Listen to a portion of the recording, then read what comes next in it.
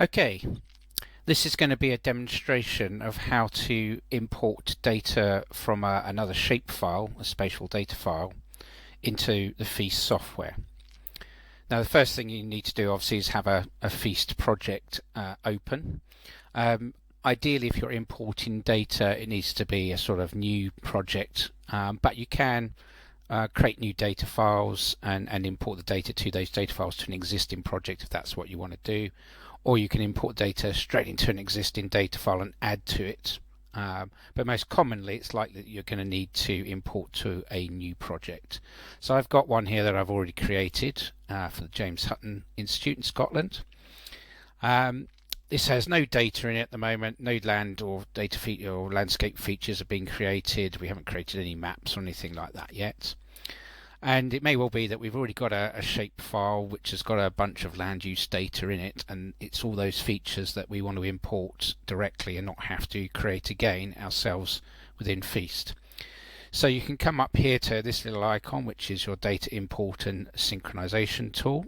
So if we click on that, that opens up this screen here. On the right hand side we've got a map, and that will show the data that we're going to import. So first of all we need to get some. We can't do anything until we've done that, so we come up here to open a shapefile. Here we've got a land use land cover shapefile from JHI, so I'm going to open that. Now the first thing it's recognised is actually that shapefile is not in the right projection, so we need to change that and we need to save it as a new shapefile to do that. So I shall do that quickly. So I'm going to call that same name but simply converted, so I know it's different.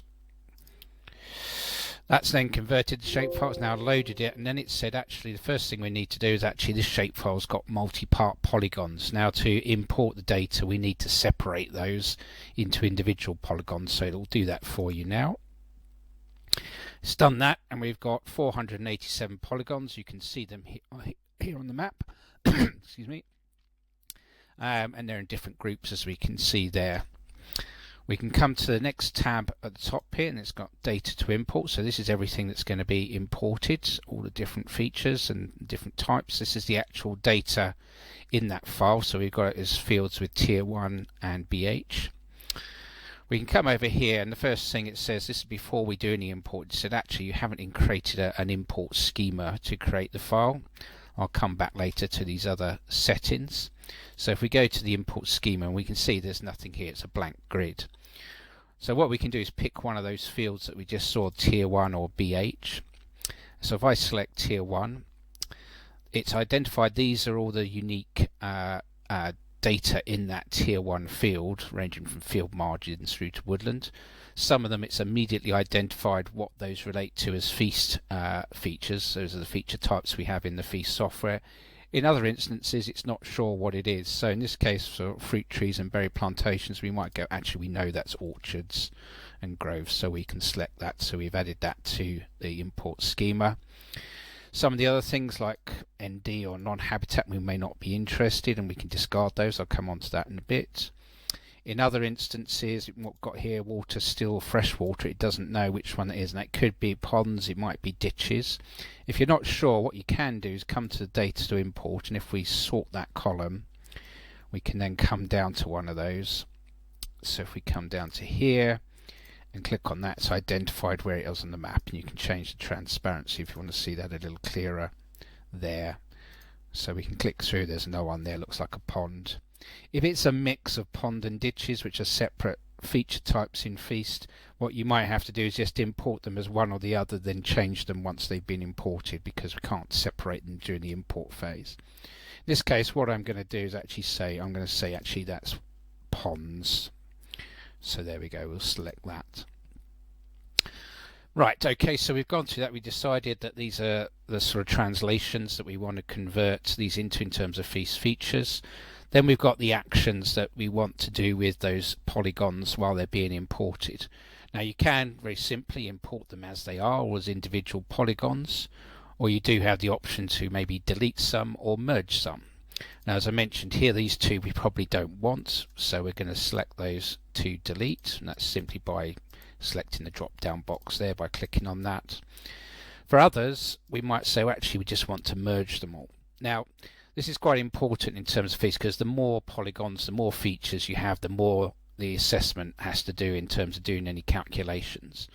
So if there is scope to merge things that are similar, and by merging what I mean is what it will do is take those that are adjacent to each other and they're the same feature type, and say rather than it's two individual blocks of woodland, it's one block of woodland, it will get treated the same as a single polygon or as a multi-part polygon actually, and it will treat it as one feature within the feast tool.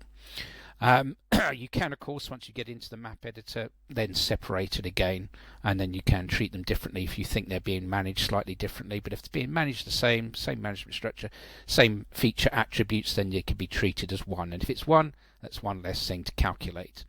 So I would recommend in first instance just that actually you merge everything. You don't have to do this, you can import it as it is if you wish, but as I said, merge everything to start with, and you can separate them later in the map editor if you really want to. So we've decided what we're going to do there with all the different feature types. What we can do, if you think you're going to need to do this again, you can save this. So you can save feast import structure schema. So I'm going to call that James Hutton, and we can load that again in the future should we want to do this import again, so you just don't have to reduplicate all of this.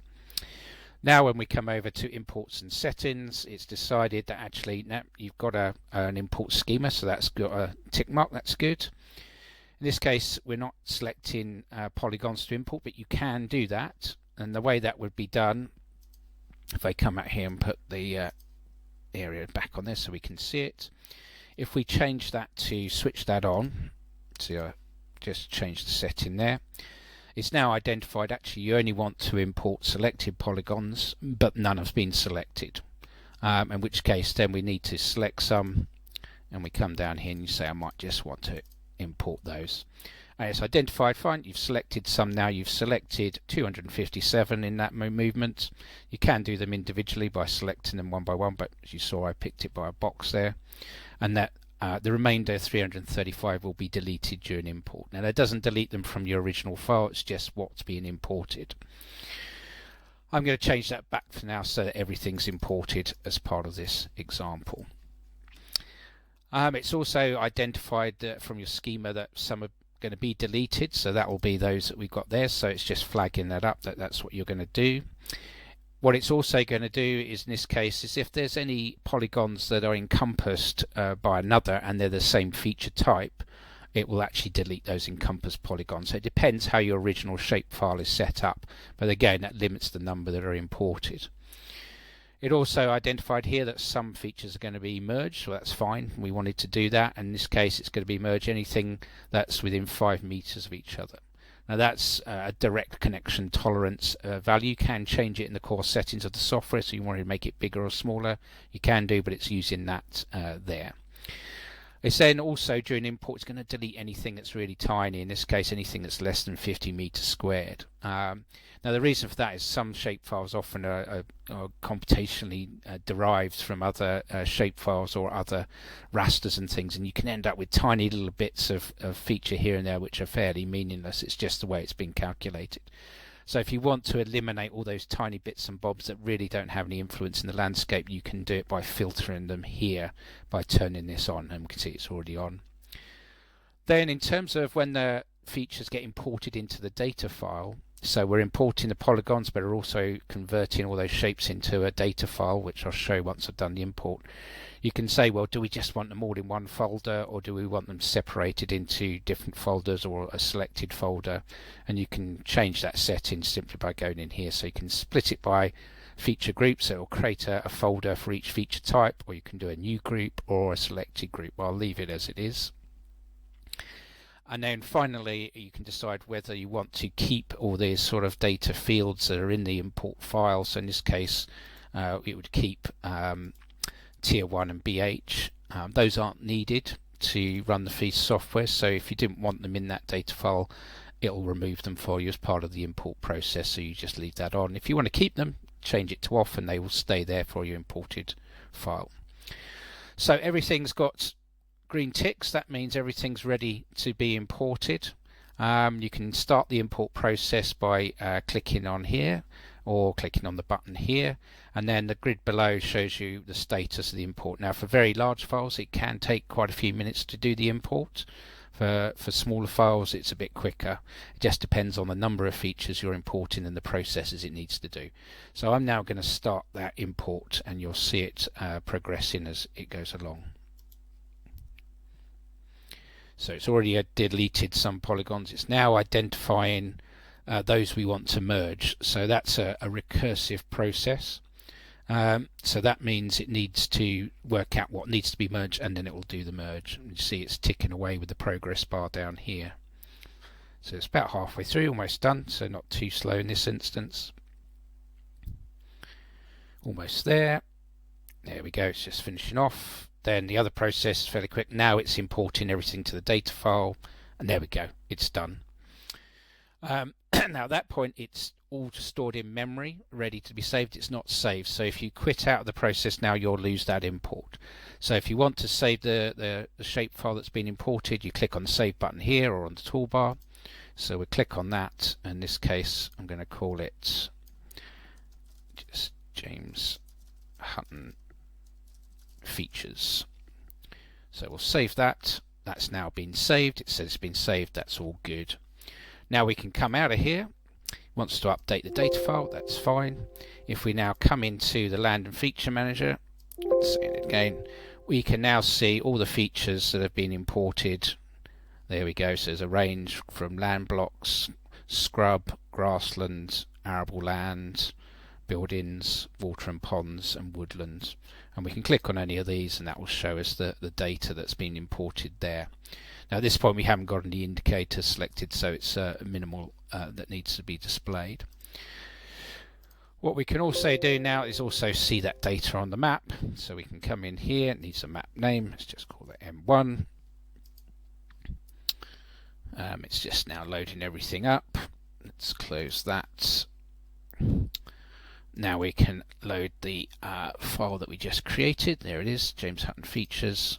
And there we go, those are all the ones that we've imported. And again you can zoom into any of these and identify them. You can see where some have been merged. So if we click on that, it will tell you that's arable land, and you can see the feature data there again. So that's pretty much it. We can show you that's been imported. As I said, you can split these up again, and now you can start adding data to these, calculating various spatial indices and so forth, but I won't do that in this demonstration. Do I want to save the map? Yes, there we go, fine. Okay, that's pretty much it. That shows you how you can import data and rapidly set up the very basics of all your features for your project. You've still got to enter a lot of data depending on what indicators you want to assess, but at least that gets you going spatially if you've already got that data in existence. That's where we are in the demonstration. Thank you for your time.